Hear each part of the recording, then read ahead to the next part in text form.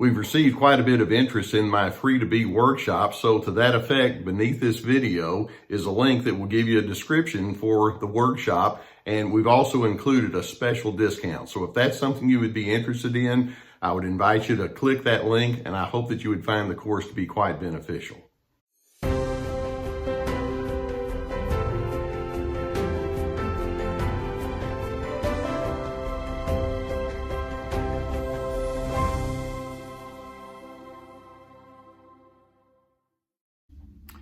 How many of you have been exposed to a narcissistic type person who seems to be infatuated with power? And of course, we know that a central feature of narcissism is the craving to be in control. Now, we all want to have control in some form or another, but the narcissistic need for control goes to that word power. They want to be in the superior position. They want to have the final word no matter what, and they just don't really care about what other individuals think and feel. They just have to be the one that says, I get to call the shots around here, and don't you forget it. Now, it's interesting to see where these power broker type of narcissists will gravitate towards. You find them in politics, of course. We see people that want to run for office ostensibly to be servants to the greater good, but in fact, they just build their little power bases. Or inside families, that you have power brokers. It's like, when you're in my family, you do what I say. You got that memo? Or in businesses or work settings, there are individuals who have this yearning for power in religious organizations, or even in charities sometimes, where you wouldn't think that it would be there. These power-broking narcissists can show up in all sorts of different kinds of settings. And they honestly do believe that they can and should be in control. Now, I want you to understand straight up from the beginning here that these individuals, these power-hungry, these power-infatuated narcissists are living with a sense of fear. They live with a dread. They don't want to be a nobody. They don't want you to look down upon them. They don't want to just be deemed as irrelevant, and they certainly don't want to be vulnerable. They fear greatly being vulnerable. And so they've decided, well, the best way that I can overcome those fears is I can just wield my power over you, and I'll let you know in no uncertain terms who's in charge around here. And in doing so, that's their way of compensating for the fear of being powerless. And make no mistake, the narcissism is heavily anchored in that fear of powerlessness. They don't want that to be the case at all. Now, there are many, many different ways that we can tell that a person, a narcissist, is drawn in by this hunger or this infatuation for power. And I want to run through several different thoughts that you might pick up on from that narcissist that let you know this is exactly where they're coming from. For example, that power-infatuated narcissist may imply, I'm going to make you prioritize what I say you need to prioritize. Or if you get on my bad side, you're going to get my anger in full force. Or I can always find fault in your reasoning. Just say something that I don't like, and I'm going to make sure that I make you feel sorry for having said that. Or these power-infatuated people might say something like, no one tells me what to do. Or I'm not accountable to you, and I never will be, don't want to be, it's not going to happen. Now, in the meantime, it's your job to make me feel good. And so in their power, they want to make sure that you recognize they have to be the center of attention. In addition, their thinking will go to the point that says, and if you defy me, I'm going to make you pay. I'm going to surround myself with yes people. I'm more than willing to turn other people against you if you won't be one of my yes people. I can readily rationalize my failings, and guess what? If I fail, it's your fault. It's because you didn't acknowledge my greatness or my good reasoning. These individuals will think when we differ, then automatically I'm going to have to deem someone, and it's not going to be me, as being inadequate, and so you're the inadequate person. I remember so well, a man came to me and he thought I was going to agree with him. Why, I have no idea, but he just kind of intimated, said, all throughout my life, I've come to the conclusion that women are just inferior to men. And I just keep getting evidences of that over and over. And I'm thinking, seriously, and you want to say that to me like that's a good thing, or we can throw in there anybody who's other than me. That's how they think. And that being the case, then you have to come under my influence because you don't know what you're doing. These individuals who go after power will shame you when you don't agree with them. Your boundaries mean nothing to them. It's like, I don't care how you define yourself, and I don't care what you think. I'm going to just do what I want to do, and if it steps on you, it just doesn't matter to me. I don't want your input.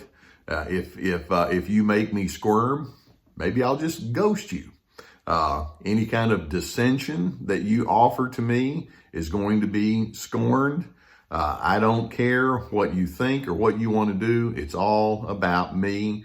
And if I can't get you to do my bidding, then get ready, because here come all the manipulation games. I mean, I go through all of these kind of thoughts about how they engage with you. And you realize that these individuals who have this strong and deep hunger for power are, I mean, you just look at that and it's like, that's no good way to do relationships at all. And yet there's some individuals, it's like, that's pretty much all that they do.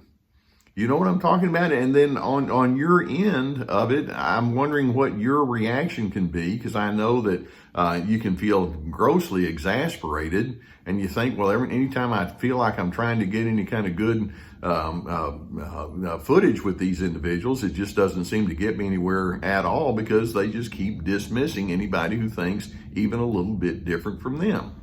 And I want you to understand that when narcissists come at you with this infatuation for power, this is ground zero for abuse. They make no apologies for feeling like, well, I've got to put you in line, and whatever I have to do to get you there is something I'm just going to have to do.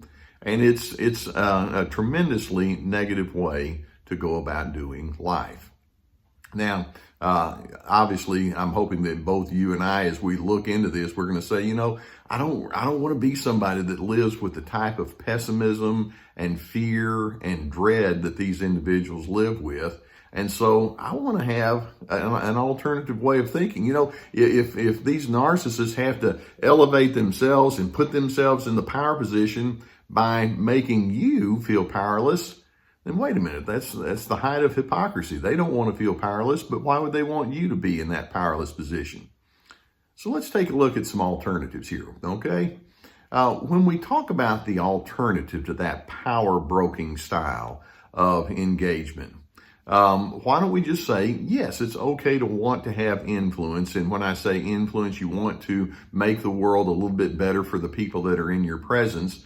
But it's not just some sort of ploy to hold yourself over other individuals. There's genuinely a sense of goodness that's a part of your motive. The healthy influencer says, well, if I elevate myself, I want to do so by elevating you with me. Because you see, my quality of life is going to go up when your quality of life goes up. I mean, narcissists, that think that way. Or I want to be liked or affirmed or admired or loved. The best way to find that is to show you what it looks like. And it's funny how it works that it tends to become a reciprocal ingredient when you think that way. Or the strong influencer can say, there are times when I make mistakes and I display weaknesses. And in my strength, I can admit my weaknesses. And again, narcissists can't think that way. The influencer can say something to the effect of, I'm committed to being a decisive person, but not in a way that drags you down or insults you. I'm going to be direct. I want to have assertions, and I welcome it when you're direct and assertive toward me. It's a give and take. It's a flow that we show that we honor each other. And then that influential individual can be the kind of person that says, I like being right. And I like being loving even better. And so, and by the way, those two can coexist side by side. We can have a sense of correctness. We can have a sense of love and goodness all at the same time.